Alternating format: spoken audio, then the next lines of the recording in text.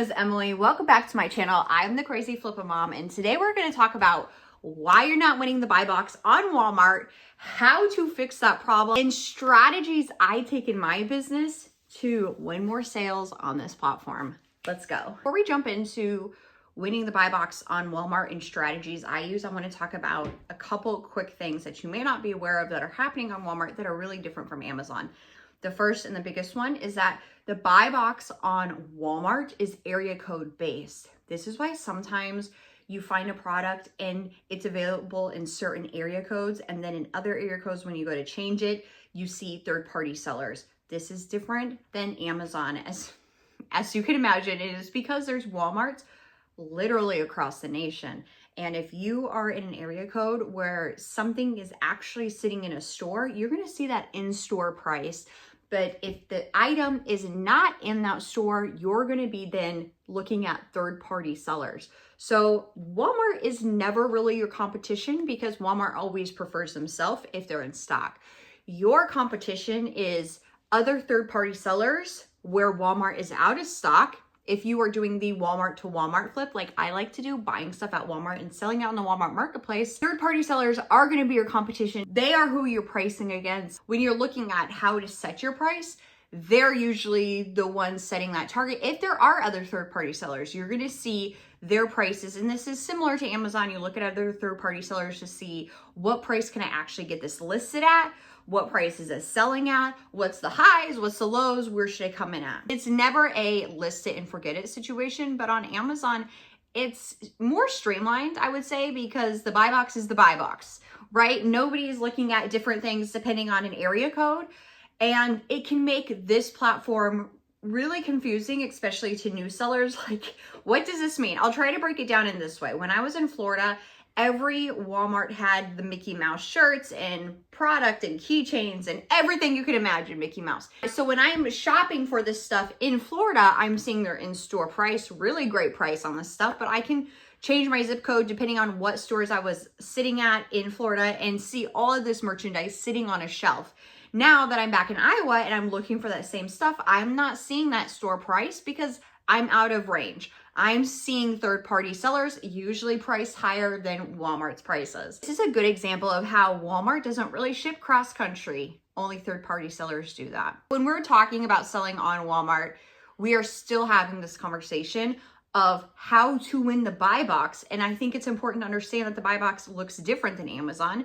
So then you know how to act strategically, price strategically, and what tools can really help you win and dominate, especially when there are other sellers, especially during competitive times like we're coming into now. Walmart did come out with their own repricer. I have tried it several times. The first time I tried it, I felt like my listings were suppressed. I thought sales were suppressed, and I'm interested if this happened to you guys, but as soon as I turned it on, I went from making a normal amount of sales to almost nothing until I turned it off.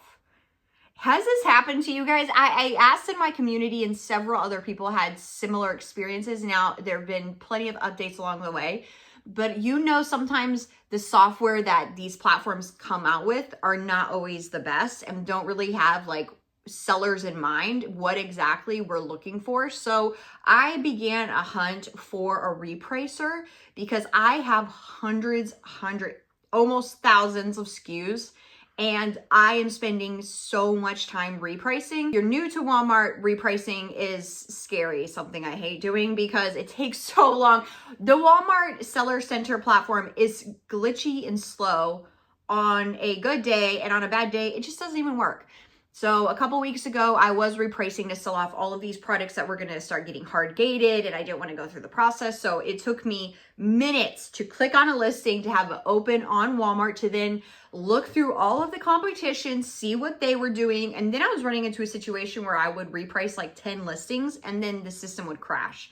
It's a huge issue for sellers because a lot of us are working straight in Seller Center, and there's not a lot of other programs out there like you have on Amazon where you don't have, like, there's so many softwares on Amazon, you don't actually have to open your Amazon seller account. You can do everything from third-party sites, and tends to work a little bit better than working straight on Amazon.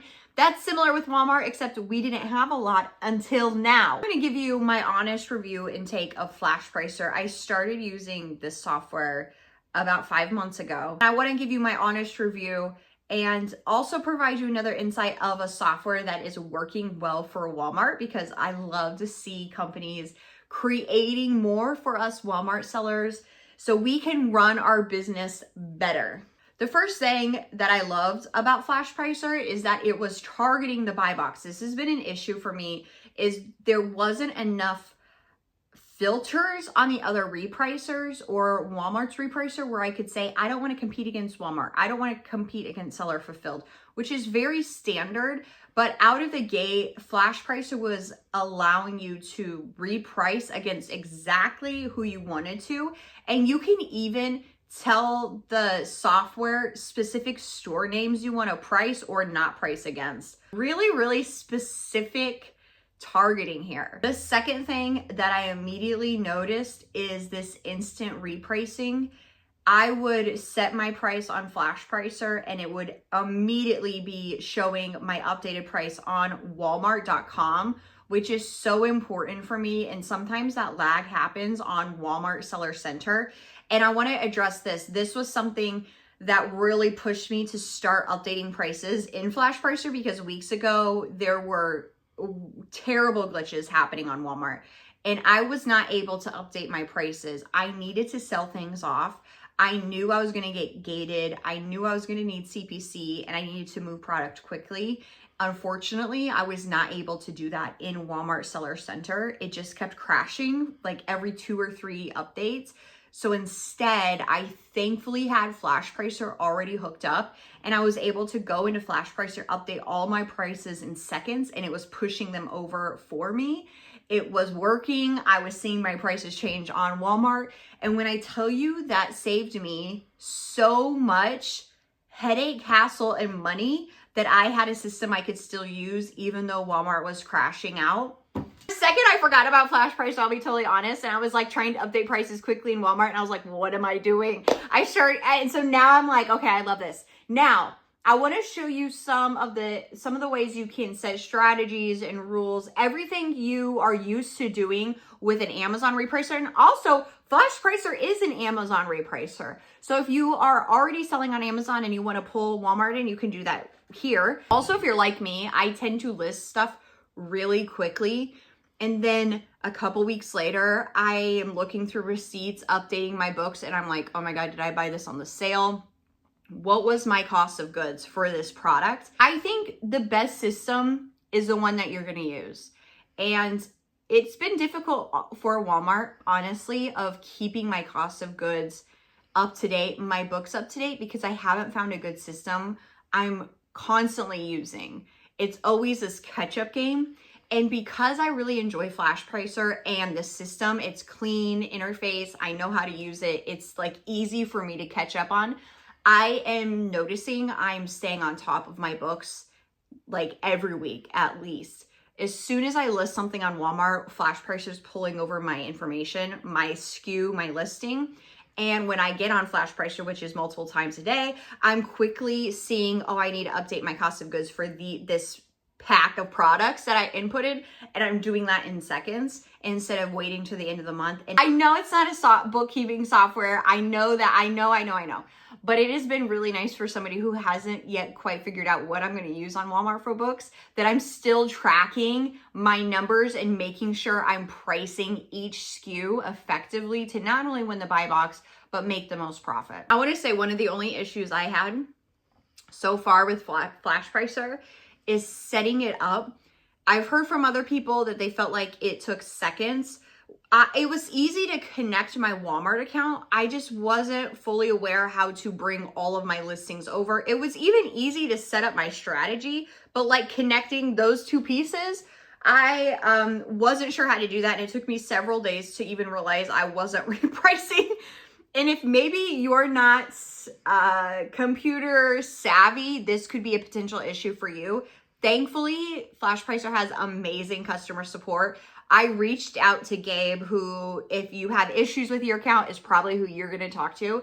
And in seconds, he updated my account and it was running smoothly. So that was really the only big issue I had. And thankfully, they have great customer support. Otherwise, I would have been lost. But I will put this little asterisk in there that you might need some account health. There are several videos out there that you can watch to set this up, but still, man, I was lost for a hot second. I want everybody to go test it out. They have a fantastic free trial. So go set it up. Like, you have really nothing to lose. See if it affects your sales, how it affects your sales. How are you tracking your cost of goods?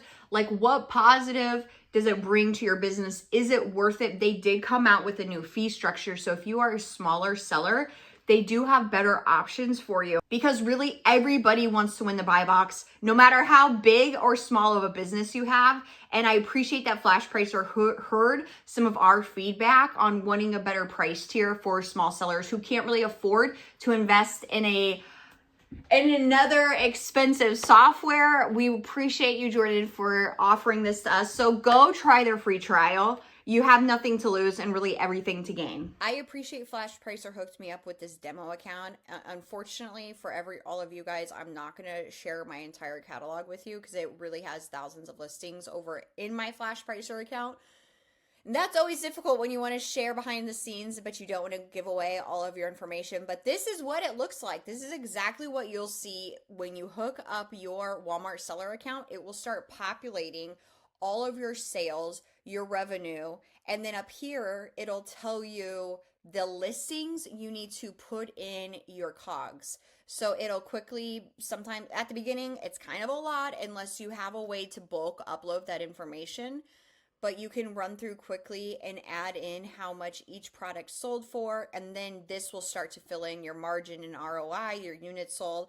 I like this at a glance view up here. Also, I just like how the whole platform is clean looking and easy to use. So when I create a strategy, it'll be right here. You can see the strategies that are already populated, but you can quickly click create new strategy, and then you're going to tell them for what platform. We're going to do Walmart, and you can see you can be a reseller or a brand owner. I'm going to do the reseller, and I'm going to do like a fire sale repricer here. So say that I need to sell everything out because it's about to be gated and I want stuff to move. You can see ignore Walmart as a competitor, ignore non-buy box eligible competitors, or ignore specific seller names. Isn't that cool? I like that one.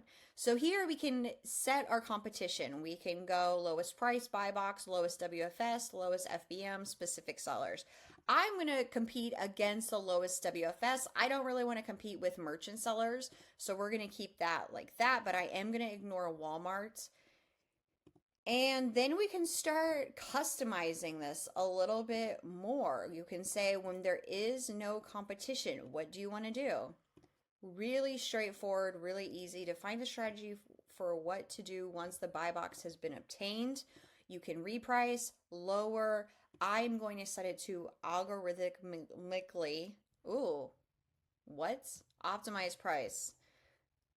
This is a new setting here. I wonder if it's actually live or I'm just seeing it here, but I'm going to talk about this at a different time because I've been taught the yo-yo price lift several times, and maybe I'm just not paying attention, but it's going to start changing your price. You can see in a shorter window, and it's a very targeted strategy. And this is really it. When your item is out of stock, what do you want to do? So we're going to set all of this up, and then we're going to continue with our min and max. Really quickly, you can manually set your min and max. You can calculate based off ROI. This is typically what I do, so I have to have my cost of goods or it won't reprice. I like this because one, it's making me add my cost of goods. Two, I'm making sure that like I am never going below, say 20%. This is great for somebody, a small seller like me, is I really need to be careful with my base that I'm not losing money. And I know the fear of repricing is that you set it and then you start selling stuff you didn't mean to sell at a way lower amount. So this kind of, for me, feels like a safety net. You can calculate by profit margin or calculate by fixed profit. So here we go, or do not reprice below MAP if provided. So then you're going to review and save your strategy. So as soon as you do that, can I get out of this? Okay, there we go. I don't want to alter this if I'm not supposed to, but once you get out of that, you'll be able to see what listings are in that new strategy. And if you are signing bulk, you can do that here. Or you can go through, like if you add a couple items and you say, or if you have baby clothes and you say you want to add that strategy quickly, you can click here and it's going to start repricing. This is really what you're looking at. So you have your listing. This is going to be your store name. We can copy SKU. We can add notes on the SKU. On this page, we also can have advanced insights. We can show competition. We need to have a listing that there's actually stock. Here we go. We're going to see all the other competition on the listing and at what price they're at. Also, I like that it can divide them out between merchant and WFS. If you're somebody like me and I WFS all my inventory on Walmart, I rarely merchant fulfill anymore. It is their merchant program to me is such a cluster that I feel like I'm going to get my account shut down, honestly. So we're not going to do that anymore. Also, what I just noticed here is that you see this tag to show you if this listing is listed merchant or WFS. That's nice. You can also see bulk uploads. You can pull reports. So it's going to show you your like profit and loss in a certain time frame. All of the like extra things you need, but it's all very straightforward and easy. I don't know if I thought this was going to be harder than it actually is, but I've had such fantastic luck and I really like the ease. It's just a couple clicks and you're repricing pretty much instantly on Walmart.com.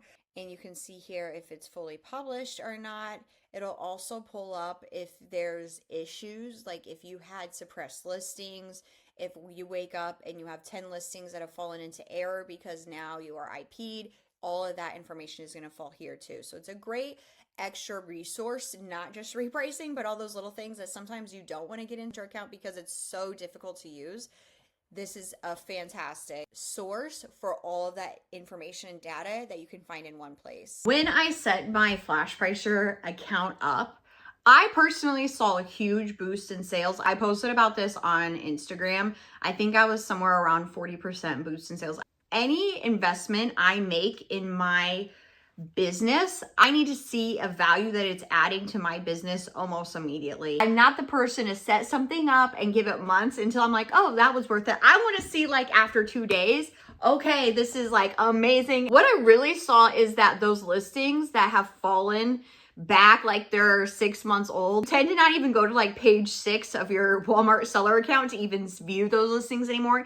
It was catching all of that stuff and I started moving that old product.